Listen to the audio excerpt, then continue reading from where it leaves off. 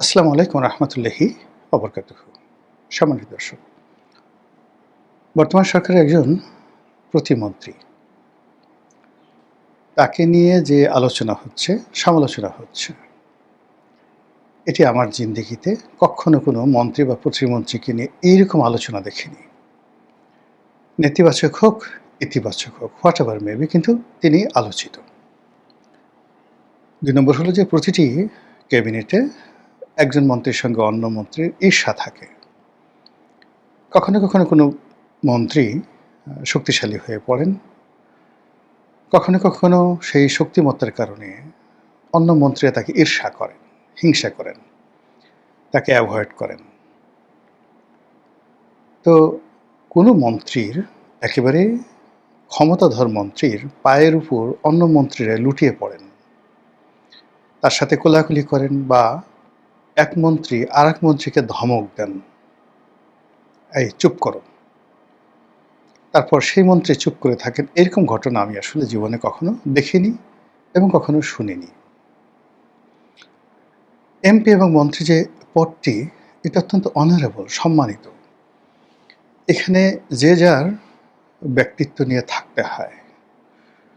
আর যারা এই কাজটি করতে না পারেন, আসলে তারা কখনো এমপি হয়েও এমপির মর্যাদা পান না, মন্ত্রী হয়েও মন্ত্রীর মর্যাদা পান না। আমরা যখন সংসদে ছিলাম, দেখতাম যে বেশ কিছু মন্ত্রী, তারা জুনিয়র যারা এমপি তাদের সঙ্গে খুব বন্ধুত্ব করতেন। জানতাম কারণটা কি? বিদেশ থেকে হয়তো একটা ভালো শার্ট আনতেন, পজিটিভ পড়তে একটা টাই আনতেন, ১ বোতল মদ এনে দিতেন। কেউ আবার নারী টাকা-পয়সা এগুলো সরবরাহ করতেন। এজন্য অনেক মন্ত্রীর সাথে এমপির একটা অনৈতিক সম্পর্ক গড়ে উঠত। কিন্তু এর বাইরে ধরেন কোনো মন্ত্রী একজন এমপিকে ধমক দিচ্ছেন বা এমপি মন্ত্রীকে ধমক দিচ্ছেন, ছোট মন্ত্রী বড় মন্ত্রীকে, বড় মন্ত্রী ছোট মন্ত্রী, তাদের মধ্যে অনেক দ্বন্দ্ব সংঘাত থাকত। এটা এরশাদ জমানা থেকে আমরা দেখে এসেছি। কিন্তু সরাসরি এক মন্ত্রী আরেক মন্ত্রীকে ধমক দিচ্ছেন, আর এক মন্ত্রী আরেক মন্ত্রীকে প্রশংসা করছেন, কিংবা ধরেন প্রতিমন্ত্রীকে বড় মন্ত্রী প্রশংসা করছেন প্রকাশ্যে। এরকম ঘটনা আমি আমার জীবনে দেখিনি। আর এই কারণেই আসলে এই ভিডিওটি করা। এই ভিডিওটি করার মানে ইন্সপিরেশন যেটিকে বলা হয়, সেটা আমি পেয়েছি এই মুহূর্তে যাকে ডিফ্যাক্টো প্রধানমন্ত্রী বলা হয়।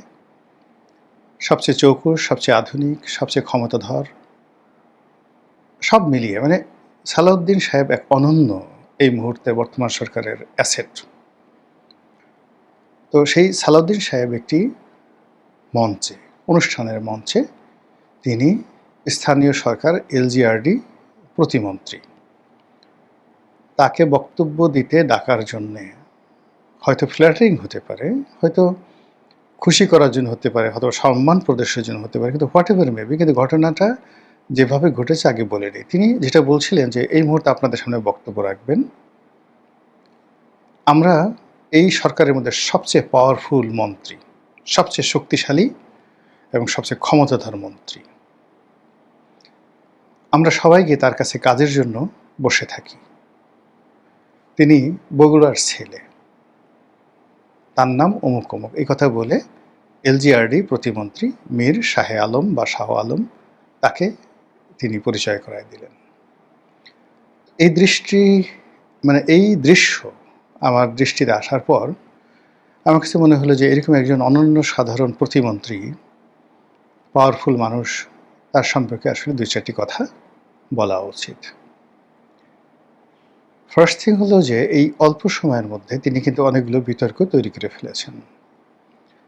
তার জীবনের প্রথম বিতর্ক যেটি দৃষ্টিকটু মনে হয়েছে, তিনি চট্টগ্রামে গেছেন, প্রবল বন্যা বা বৃষ্টির কারণে জলবদ্ধতার সৃষ্টি হয়েছে এবং তিনি সেখানে গিয়ে বলেন কোনো জলবদ্ধতা নেই। ২ নম্বরে সেখানে তিনি প্রকাশ্যে সাংবাদিকদের সামনে অনেকটা ডক্টর শাহাদাত যিনি মেয়র ছিলেন তাকে বকা দিলেন, ধমক দিলেন। আবার সেটার পক্ষে সাফাই গাইলেন যে এখানে যদি উনিই কথা বলেন তাহলে আমি আছি কেন, বা আমি কথা বলছি এই কারণে যেন ওনার বদনাম না হয়, আমি তাকে হেল্প করছি। এরপরে এটা চলতেই থাকলো। এর বাইরে প্রচার হতে থাকলো তিনি জনাব তারেক রহমান সাহেবের ঘনিষ্ঠ বন্ধু, আপনজন, এবং তার সাথে তারেক রহমান সাহেবের এমন ঘন খাতির, গভীর খাতির যে ওই আসনে কৌশলগতভাবে জোট সঙ্গী হিসেবে মাহমুদুর রহমান মান্নাকে ওই আসনে মনোনয়ন দেওয়া হয়েছিল, আগেও দেওয়া হয়েছিল, এবং তিনি নির্বাচন করবেন, মন্ত্রী হবেন, এটা প্রায় ধরে নেওয়া হয়েছিল। এর কারণ হলো জনাব তারেক রহমান সাহেব তার দলের বাইরে যদি একজন লোককে সবচেয়ে বেশি সম্মান করতেন, পাত্তা দিতেন, প্রিভিলেজ দিতেন, তিনি ছিলেন মাহমুদুর রহমান মান্না।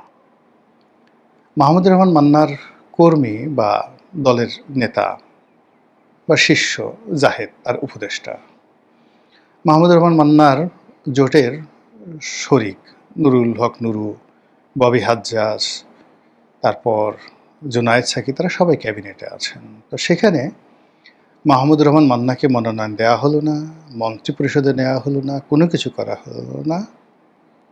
ধরে নেওয়া হয় একমাত্র কারণ হলো এই মীর শাহ আলমের জন্য। তো মীর শাহ আলমকে তারেক রহমান সাহেব যে তুলে নিয়ে আসলেন, এটা চারটিখানি কথা নয়। কারণ হলো এই ভদ্রলোকের ক্যারিয়ার শুরু, তিনি যেভাবেই বলেন না কেন, তার ক্যারিয়ার শুরু অ্যাজ এ, যাকে বলা হয় ইউনিয়ন পরিষদ চেয়ারম্যান, ইউপি চেয়ারম্যান। আমি শুনেছি, আমি এখনও জানি না। তারপরে বললেন যে উনি উপজেলা চেয়ারম্যান অনেকে ছিলেন। তো সেখান থেকে সংসদ সদস্য অনেকেই হন, কিন্তু এই পর্যায় থেকে একটা দেশের প্রধানমন্ত্রীর ঘনিষ্ঠ বন্ধু হওয়া একজন ইউনিয়ন চেয়ারম্যান, তার শুরুটা ইউনিয়ন চেয়ারম্যান হয়ে গেছিল। এটা এখানে দুটো রসায়ন। আইদার প্রধানমন্ত্রী সো লিবারেল যে একজন ইউনিয়ন পরিষদের চেয়ারম্যানের সঙ্গে গলাগলি ধরে হাঁটতে, ফিরতে, চলতে তার কোনো সমস্যা নেই, তাকে তিনি বন্ধু হিসেবে সবার উপরে বসিয়ে দিতে পারেন, অথবা প্রধানমন্ত্রী সেই পর্যায়ের লোক, অর্থাৎ ইউনিয়ন পরিষদের চেয়ারম্যানের পর্যায়ের লোক। আবার উল্টোও হতে পারে যে প্রধানমন্ত্রীর জায়গায় আছে, তো যেই ভদ্রলোক ইউনিয়ন পরিষদের চেয়ারম্যান হয়েছেন তিনি আসলে প্রধানমন্ত্রী হওয়ার মতো যোগ্যতা রাখেন, নচেত প্রধানমন্ত্রীর সঙ্গে তার বন্ধুত্ব হলো কী করে। ঘটনা যাই হোক না কেন, ইতিমধ্যে ক্যাবিনেটের বাইরে, সরকারে, দলে এই জনাব মীর শাহ আলমকে নিয়ে প্রচুর আলোচনা হচ্ছে, বিতর্ক হচ্ছে, নানা রকম কথাবার্তা হচ্ছে, এবং এরই মধ্যে পার্লামেন্টে তার কিছু বক্তব্য বেশ বিতর্ক তৈরি করেছে। জানা গেল যে তার দুজন ছেলে রয়েছে, ইংল্যান্ডে পড়াশোনা করেন, একজনের নাম সীমান্ত, আরেকজনের নাম ঠিক সীমান্ত না, এরকম আরেকটা, সীমান্ত নামটা মনে আসছে। তো এই দুই ছেলের নামে সে দুটো ইউনিয়ন পরিষদের, দুটো ইউনিয়নের নাম দিয়েছে, ওখানে নাম পরিবর্তন করেছে, যেহেতু এলজিআরডি মিনিস্ট্রি তার, ইউনিয়ন পরিষদগুলো তার আন্ডারে, ফলে এগুলো নাম দেওয়া, পরিবর্তন করা, অ্যাপ্রুভ করা, এগুলো তার জন্য ওয়ান্টের বিষয়। এই বিষয়গুলো তিনি করছেন এবং এটি নিয়ে খুব আলাপ আলোচনা হচ্ছে, জামাতের যারা লোকজন আছে তারা সমালোচনা করছে। তখন তিনি বললেন যে আসলে আমি ছেলের নামে বা আমার দুই ছেলের নামে দুটি ইউনিয়ন হয়েছে, এটা একান্তই মানে অলৌকিক বিষয়। মানে এটা কাকতালীয় বলেননি বা অন্য কোনো কথা নেই, শব্দটা ব্যবহার করছেন অলৌকিক, যেটিকে বলা হয় মিরাকেল। এবং এই ঘটনাটা মিরাকেল ঘটায় আল্লাহ মিরাকেল ঘটান, এবং এই ঘটানোর ক্ষমতা আল্লাহ কিছু মানুষকে দেন, নবীকে দেন, রাসূলকে দেন, অলি আল্লাহ, গাউস কুতুবকে দেন, আর তার ফেরেশতাদের মাধ্যমে এই ধরনের কিছু মিরাকেল ঘটায়। মিরাকেল ইজ নট এ ভেলকিবাজ, ইটস নট এ ম্যাজিক। তো কাজে এখানে তিনি যে শব্দটি ব্যবহার করেছেন যে এখানে ঘটনাটা অলৌকিকভাবে ঘটেছে, এটা লোকচক্ষুর অন্তরালে, মানুষের বিশ্বাসের বাইরে, ধারণার বাইরে, এটা যে কীভাবে ঘটলো এটা মানুষ কল্পনা করতে পারবে না। স্বয়ং আল্লাহর পক্ষ থেকে এই ঘটনাটা যখন ঘটানো হয় বা কোনো ঘটনা যখন ঘটানো হয়, সেটা তার খলিফা মানুষের মাধ্যমে হোক কিংবা তার ফেরেশতার মাধ্যমে হোক, তার নবী রাসূলের মাধ্যমে হোক, এটাকে মানুষ মিরাকেল বলে ইংরেজিতে, আর অলৌকিক ক্ষমতা বলে। আরবিতে এটাকে অনেক সময় মাজেজা বলে হয়, অনেকে এটাকে মাজেজা বলে। তো যাই হোক, এই অলৌকিক ঘটনা যেটা মানুষের এই লৌকিক জগৎ, এই দুনিয়ার জগৎ কল্পনা করতে পারে না। তো এখন দুটো ইউনিয়নের নাম তার ছেলের নামে দিলেন বা হলো, এবং এই কাজটির সঙ্গে কী ধরনের অলৌকিকতা থাকতে পারে। আল্লাহ হয়তো তার মনের মধ্যে ইলহাম দিয়েছেন যে ওই গ্রামগুলোতে ভীষণ রকম অশান্তি হতে পারে, ভূত থাকতে পারে, প্রেত থাকতে পারে, নানা রকম অশরীরী আত্মা থাকতে পারে।